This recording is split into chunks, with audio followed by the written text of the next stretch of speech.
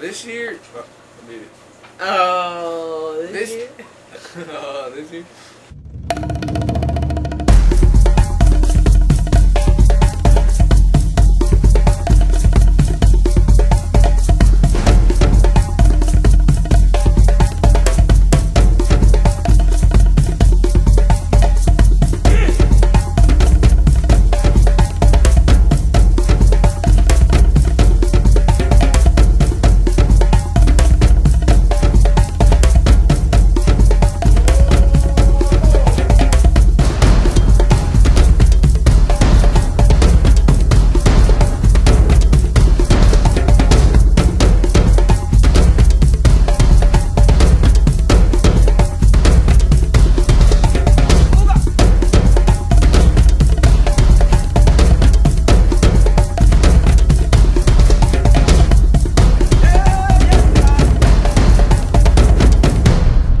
This year was a tough year for jugging.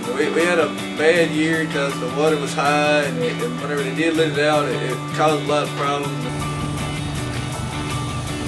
Around the 1st of July, they usually open the gates on the river. Well, this year they totally screwed it up because they opened them up too fast. There's thousands of fish dead now in the river after the bottom turned due to them opening the locks. And I mean, it's just every treetop is full of dead fish. It smells really bad, and on top of that, they have screwed up my fishing area. And it was basically due to them opening the gates way too fast, dropping the water level, turning the bottom, what they call turning the bottom, and it makes a lack of oxygen to the fish, which makes all the fish come up to the top to try to breathe.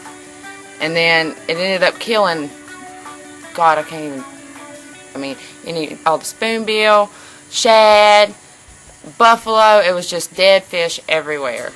During all the fish kill, with the fish, you know, being on top of the water, we was trying to bass fish because that was during the time me and Jeff was fishing a lot of bass. Get here. Okay, here's Jeff. Get that one. And then we got my little one. There's my cat. Yeah, that's how they're called. Look at him next to Jeff. I know. See, look. Well, we ran into this guy. His name's Dana Dozart. He does something that I've never seen done in my life. I mean, it was amazing. Shit, he's not. Oh. Well, what he was doing was Giggin. That's what he called it.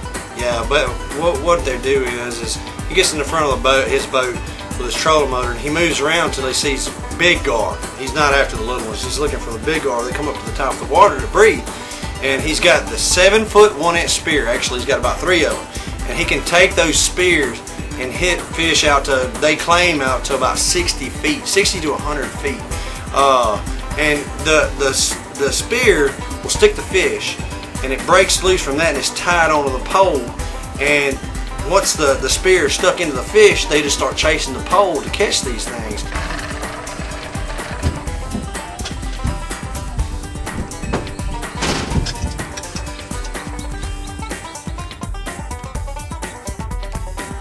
If I ever tried a gar gig, I don't think I can do it.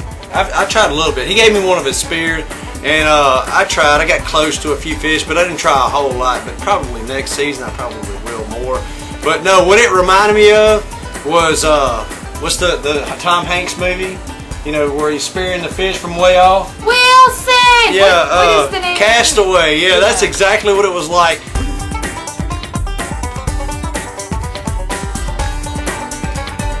And see, we met one of his other buddies too. His buddy's name, I can't remember what his buddy's name was, but he gave us a basic rundown of what gar gigging is all about.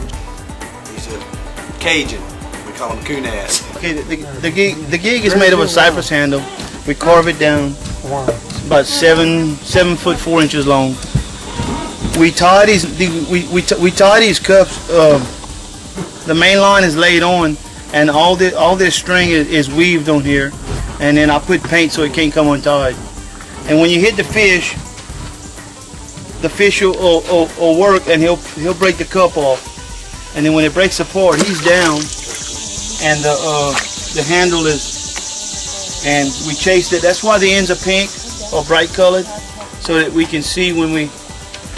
And I also paint the small end of the gig orange or pink. Sometimes the water is just a foot longer, deeper than what the gig is long, and we can spot it if it sticks in the mud. How far would you say the longest throw that you've hit would be? Oh, throw that we've hit. Oh, good 3 boat lengths, about 60 foot.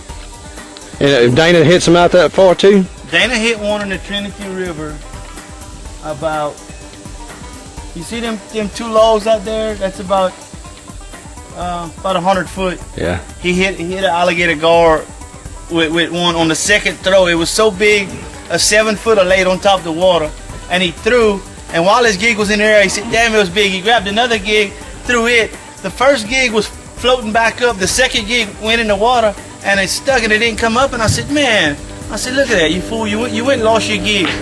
And his brother-in-law was in the back of the boat. He said, look, there it goes. And he had stuck that alligator gar about that far from the end of his tail. A gar's tail is really tough. You know, they got a lot of, if you stick him there, you got him. But of course, he pulled us around for 4 hours. How much would he weigh, you figure? I don't know. He was 7 foot 1 inch long, and I had a tape measure in the boat, and I put a tape measure around me, and I was 36 inches, and the garfish was 34. Oh man! But we didn't have a scale to weigh him on. Oh man! God. And then the Texas game warden pulled up at the landing and asked us what we were doing, and we had blood everywhere, and it looked like we had killed 3 hogs in the boat. Dana got a ticket for no fire extinguisher.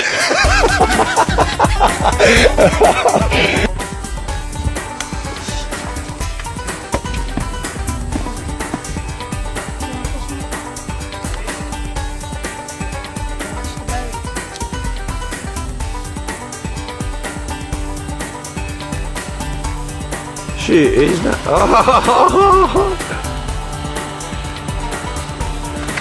Ain't bad.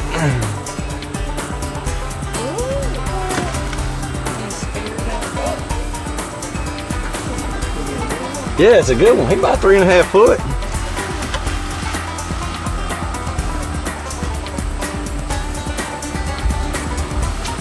Good shot, Dana.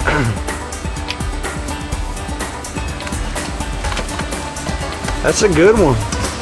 He told us that he's been doing this since he was 8, so he's pretty good at it. I don't think I could hit no gar with no spear. Good God, man. We'd like to, learn a little more about what he's doing, because me and Jeff might have to give that a try. If we jug for him, we might as well dig for him, I guess. Just think about it. It would take a lot to stand in your boat with a spear and hit a fish that comes up for a minute and goes back down. I mean, you have to have your eye on that, right? It's fucking sweaty as hell and stanky, and I'm ready to go home. Look at the shad swimming. Here, give me a camera. I'm gonna lean over the boat and get them swimming on top of me.